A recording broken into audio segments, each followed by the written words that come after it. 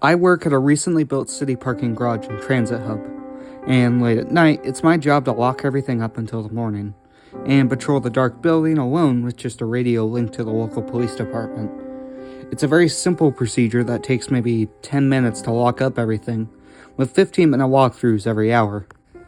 At roughly 3 o'clock in the morning, I'm very tired from my 8-hour shift, with 4 more hours to go. I drag myself through the security center, fancy talk for a room with a chair and monitors, and begin my ascent through the ramps. I listen to my footsteps echo, and I realize it seemed quieter than usual.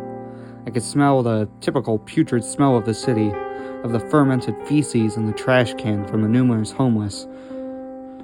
We had to lock down the public bathrooms to prevent damage, theft, vandalism, and most importantly, deaths from people overdosing in there in the middle of the night. I finally got up to the top floor and summoned the elevator. I placed my forehead against the door, feeling the cold air rushing up through the elevator shaft as it reaches my floor with a satisfying ding. I stepped, got onto the ground floor, and continued back to the office. I fling the door open and head inside, running for the cold office room and using my magnet fob to unlock the door. The door usually gets hung up a little, so with a swift heel I slam it shut and make my way to my desk. The computer that runs the cameras is worthy of being called ancient.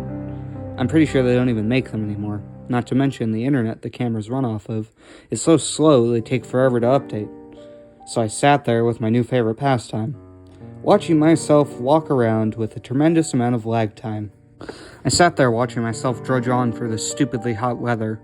I laughed to myself as I watched my head land against the cold steel of the top floor elevator doors.